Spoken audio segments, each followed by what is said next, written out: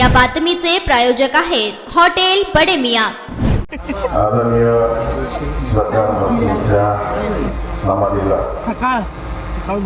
साक्षीला ठेवून आपण सगळेजण या ठिकाणी जमलेलो। या महिन्यात असे अनेक योग आहेत। मी 11 तारखेला राजीनामा दिला। ज्यांनी या देशामध्ये समाजाची सुधारण्याची क्रांती घडवली त्या दिवशी महात्मा फुलेंची जयंती होती।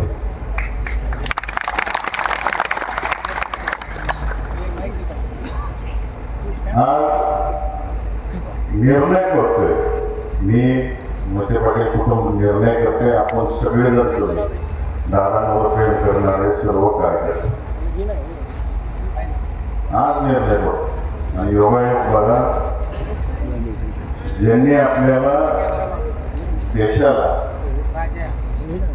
समाज व्यवस्थेची राज्यघटना लिहून दिली ते परमपूज्य भारतरत्न डॉक्टर बाबासाहेब आंबेडकरांची जयंती।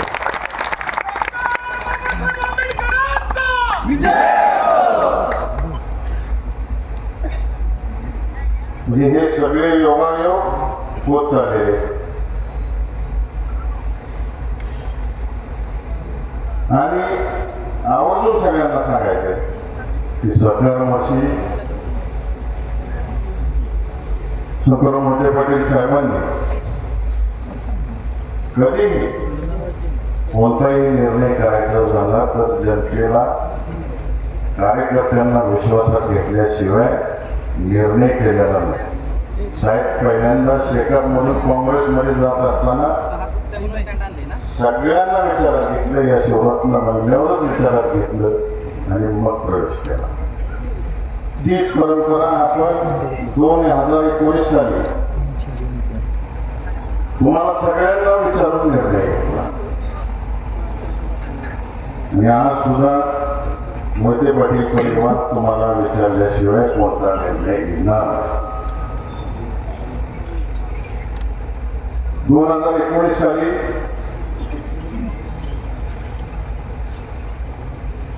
पक्षाने आदेश दिला की दुसऱ्या दिवशी मोठे दादांनी आपल्याला सगळ्यांना सांगितले आपल्याला काम करायचं, तुम्ही काही प्रश्न विचारला नाही आणि आपण एका उमेदवाराला निवडून दिलं। रणजित दादांनी बाळदादांनी इथं घोषणा केली याच शिवरत्न बांधल्याच्या एवढ्यावर याच ठिकाणी आणि आपण 1,16,000 मतांनी निवडून दिलं। त्याच्या पाठोपाठ कधी नव्हे ते सोलापूर जिल्हा परिषदेमध्ये आपले जिल्हा परिषदचे माळशिरस तालुक्यातले 8 सदस्य कोणतेही पद न घेता भारतीय जनता पार्टीला आपण पहिल्यांदा झेडपीच्या स्थापनेपासून पहिल्यांदा सत्ता आणून दिली, कायदेशीर कारवाईला पुढे गेली। त्याची इतिहासात नोंद झाली। माळशिरसला आपण आमदार दिला, पंढरपूर मंगळवेढ्यात सुद्धा आदरणीय दादांना मानणाऱ्या कार्यकर्त्यांनी पोटनिवडणुकीत आमदार निवडून गेला। पक्षाने जे जे कार्यक्रम सांगितले ते कार्यक्रम आपण सगळ्यांनी राबवले। हे सगळं करत असताना मला आवर्जून सांगायचं की दादांनी खासदार असताना खासदार म्हणजे काय असतो हे प्रत्येक गावाला ओळख होती। इथं जमलेल्या सगळ्यांनी सांगा तुमच्या गावात एक ना एक काम करायला झालं, विरोधी पक्षात राहून त्या विभागाच्या मंत्र्यांकडून कसं काम करून घ्यायचं हे मोठे दादांनी गडकरी साहेबांकडून करून दाखवलं। आज दोन्ही बातमी मार्ग साताऱ्यावरून जाणारा पंढरपूरला रस्ता, साताऱ्यावरून जाणारा लातूरचा रस्ता, हे सगळे सिमेंट रस्ते पालखी मार्ग नॅशनल मार्ग उन्हाच्या काळात मंजूर झाले। मोठे दादा जेव्हा खासदार होते गडकरी साहेबांना पत्र दिलं, आज शासनात बदलले असते। त्याच्यानंतर दादासाहेबांनी सटर मशीनच्या जयंतीला, शतक महोत्सवी जयंतीला विजयसिंह मोहिते पाटील क्रीडा संकुलवरती आदरणीय रणजितदादांनी ब्रिटिश काळापासून प्रलंबित असलेली लोणंद पंढरपूर रेल्वेची मागणी केली. रणजितदादा ज्यावेळेस राज्यसभेचे खासदार होते, राज्यसभेच्या कामकाजात ममता बॅनर्जी त्या काळच्या रेल्वे मंत्री होत्या, त्यावेळेस मागणी केली. त्यानंतर मोठे दादांनी पाठपुरावा केला आणि रणजितदादांनी केला. साहेब योगायोगाने त्यावेळेस सटर मशीनच्या जयंतीला आचारसंहिता लागू झाली म्हणून सुरेश प्रभू साहेबांनी त्यावेळेस घोषणा केली नाही, परंतु त्या भाषणात सांगितलं गेले की आम्ही ह्याचा नक्कीच विचार करू. आणि बजेट होतं नंतर, आणि बजेटमध्ये शेवटचं रेल्वे बजेट होतं, त्यानंतर एकंदरीत बजेट सुरू झालं केंद्रात. त्या बजेटमध्ये सुरेश प्रभू साहेबांनी 1000 कोटीची तरतूद केली आणि 100 कोटीची टोकन अमाऊंट केली. आज एक महाशय आपल्या मतदारसंघात वेगळं बोलत होता, मी वर्षाला 1 लाख कोटी आणले,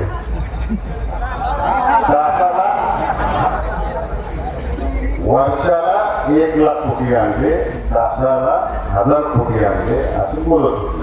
दिसले का बाबा तुम्हाला कुठं आहे काय कामाला तिकडं दिसलंय कोणाला? ह्याला काय काम करायचे हे तुला माहिती. एक गोष्टीचं क्रेडिट नाही मिळालं पाहिजे म्हणून हे सगळं करायचं. पक्षाचे पदाधिकारी असताना सुद्धा प्रत्येक गोष्टी ध्यान करणार ए पलवान थांब जरा, पलवान का लागला सारखं लागा. ज्यांनी मतं टाकले नाही ते ह्याच्या काय,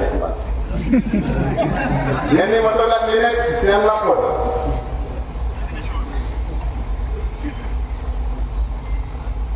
दिवाळीच्या पाडव्याला मी इच्छा व्यक्त केली, मला खासदार की पदासाठी नियुक्त आहे. मी फिरत राहिलो सगळ्या मतदारसंघामध्ये. 13 मार्चच्या त्याच्या आसपास यांची उमेदवारी जाहीर झाली. मग म्हणलं आता घरी बसू, काय गरज आहे पुढच्या वेळेस.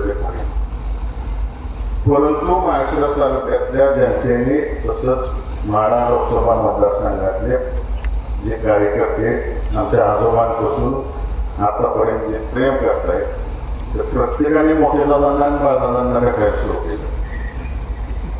भैयाला आमच्या गावात पाठवून द्या, आम्हाला बोलायचं. मग बाळदादांनी सांगितलं सगळ्यांनी, मोठ्या दादांनी सांगितलं जावा, प्रत्येक गावात जावा, लोक काय म्हणते ते ऐकून घ्या. साहेब मी प्रत्येक गावात गेलो. आमच्या आजोबांपासून सगळ्या म्हशी पासून दादा रणजितदादा यांनी प्रत्येक गावात आपापली पद असताना काय काय केलं त्याची उजळणी करून घेतली. आम्हाला ते केलं ते केलं. बऱ्याच वाक्यांनी बोलण्याच्या विषयावरती बोलले, त्याच्या बोलले, पुन्हा मी त्याच्यावर बोलत नाही. परंतु सगळ्यांनी जी आठवण करून दिली. एका गावात मला तरुण पोरांनी सांगितलं उभा राहणार असेल तर गावात यायचं, नाहीतर यायचं नाही. हाय असं काय बसा गावात करमायतलं आहे, बरोबर करमायतलं माघारी जायचं. आणि दादांना पण सांगा जाईल तिथं असंच पटला सुरू झाला. मी हे सगळं दररोज मोठ्या दादांना सगळे सांगत होतो, कुटुंबाचे आम्ही सगळे देऊन सांगत होतो आता सगळे. आणि त्यानंतर प्रेरणा सांगायला सुरुवात केली. बऱ्याच जणांनी सांगितलं, तुला जरा सांगितलं, शेतकऱ्यांचे काय येता हे सांगायला सुरू केलं, पाण्याची परिस्थिती काय हे सांगायला सुरू केलं. एवढ्या वेदना शेतकऱ्यांच्या ऐकायला मिळाला.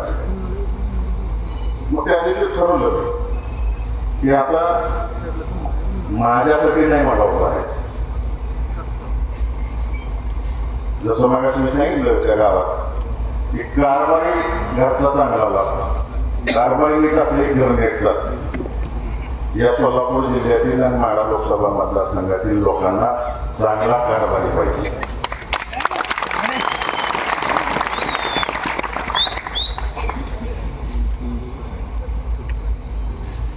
चांगला कारभार करण्याच्या दृष्टिकोनातून सरकार मशीनने पण शिकवून दिली आणि मोठ्या दादांनी पण दिलेली आम्हाला. यांची कामं कशी करायची आणि वेळ कसा द्यायची. आता तुम्ही सगळ्यांनी सांगायचं आहे काय निर्णय घ्यायचा.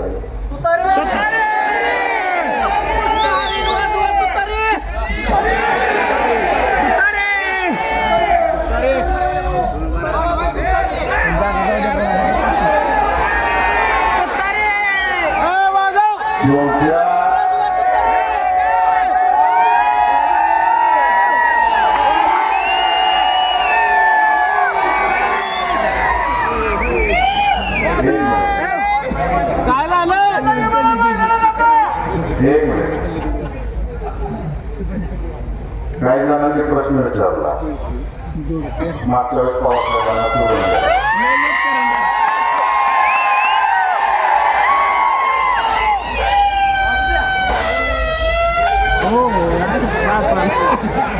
मागच्या वेळेस पवारसाहेबांना तुम्ही सोडून गेला असा प्रश्न विचारला. त्याचं उत्तर मी द्यायची गरज नाही. 60-65 वर्षांमध्ये पवारसाहेबांनी आणि दादांनी एकामेकाचे गोष्टी आणि ऋणांकन काय जपले हे तुम्हाला सगळ्यांना माहिती.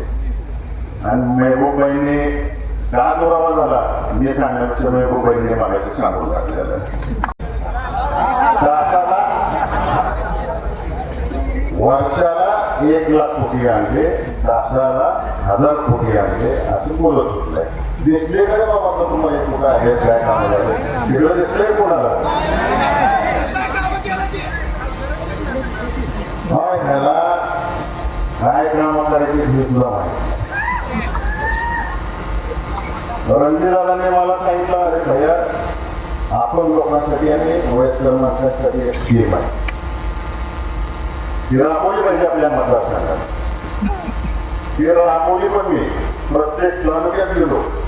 प्रत्येक तालुक्यात जाऊन आपण तपासण्या केल्या. कळेकरचं तुमच्याच कार्यालयात केलं. साहेब हे सगळं केलं. केंद्राचं चांगलं सामान आलं. महाराष्ट्र तालुक्यात पहिलं वाटप झालं चांगलं. नंतर ह्या महाशयाने सीओला फोन लावला, बीडीओला फोन लावला प्रत्येक तालुक्याचा. सामान अजून सुद्धा संकट पडू नये त्या अपंग लोकांना कसलं साहित्य लावून दिलं. त्या स्थानिक आमदारांनी आपल्या सगळे विरोधी आमदार आहेत त्या सगळ्या आमदारांनी सांगितलं की एक सुद्धा साहित्य वाटायचं नाही. साहित्य वाटायचं झालं तर आमच्या हस्ते वाटायचं. सगळ्यात शेवटी मी त्या सगळ्या अधिकाऱ्यांना फोन लावला. आमच्या हस्ते नाही झालं चालेल. कुणासाठी आले ते गोरगरिबासाठी आले ते द्या. अजून कोणी वाटत नाही कोणामध्ये कोण नाही. आणि 1,00,000 कोटी कुठे गेले मला हे समजत नाही.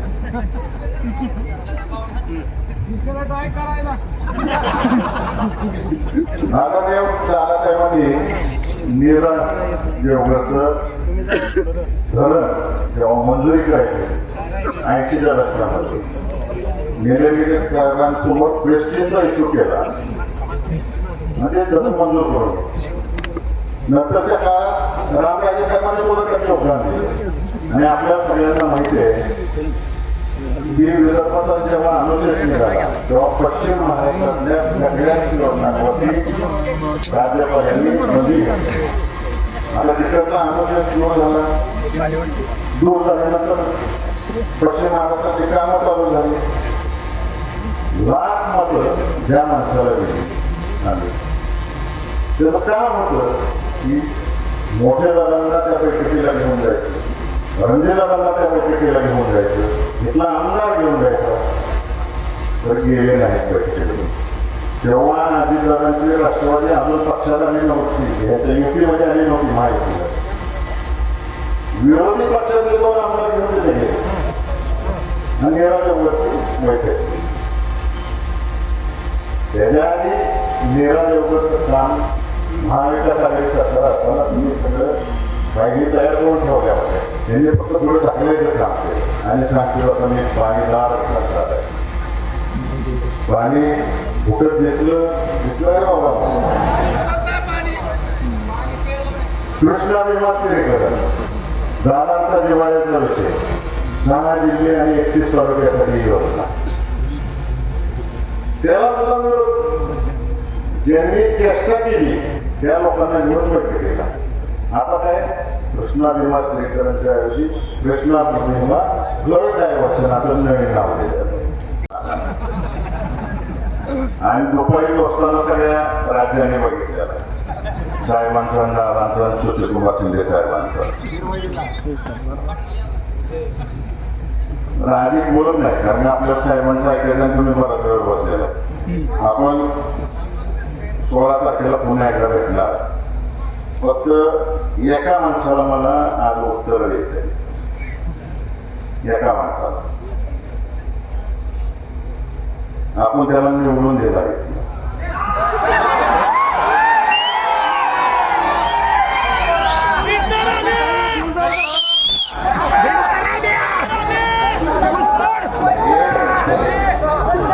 एक मिनिट. डबल पलटी लावायचा त्याला. त्यानं मांडव्यात एक प्रश्न विचारला.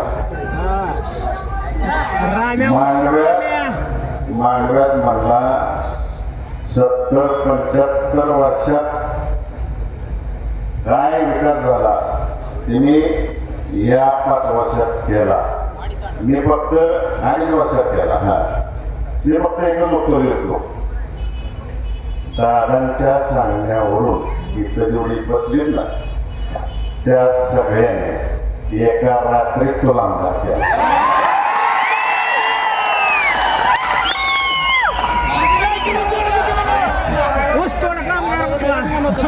आणि तुला एका रात्रीत तुझं पार्सल माघारी पाठवायचं.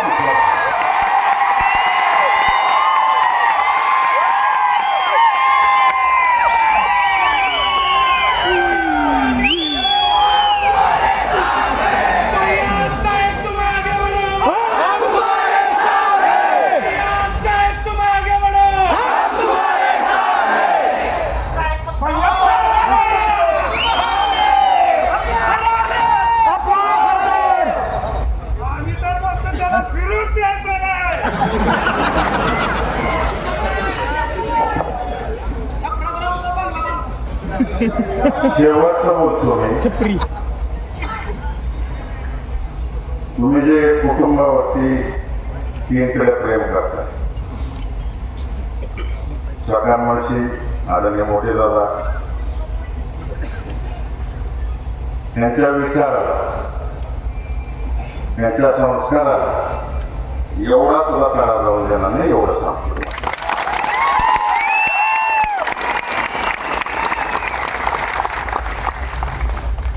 मग घ्यायची जात मटन, चिकन आणि बीफ साठी प्रसिद्ध असलेलं सोलापूर शहरातील विजापूर वेस्ट येथील प्रसिद्ध हॉटेल बडे मियाँ. पाया ताहरी mutton biryani, chicken biryani, mutton seekh, chicken 65 आदी मिळण्याचं एकमेव ठिकाण हॉटेल बडे मियाँ. मटन मध्ये beef mutton rice, beef cheese अंगुरी, Bade Miyan special mutton, mutton अंगारा, मटन कढी, खीमा मसाला. चिकन मध्ये chicken rice, chicken Malvani, special Bade Miyan chicken, chicken cheese अंगुरी, chicken tikka, chicken Hyderabadi, butter chicken, kadai chicken masala असे भरपूर आयटम्स उपलब्ध. मटन बिर्याणी, चिकन बिर्याणी, बीफचे स्पेशल डिश सुद्धा जेवणासाठी उपलब्ध. खास हॉटेलमध्ये जेवणाची सोय आणि पार्सलची सोयही उपलब्ध. स्वस्त आणि मस्त जेवण मिळण्याचं विजापूर वेस्ट येथील एकमेव ठिकाण हॉटेल बडे मियाँ. आमचा पत्ता हॉटेल बडे मियाँ, विजापूर वेस्ट, सोलापूर.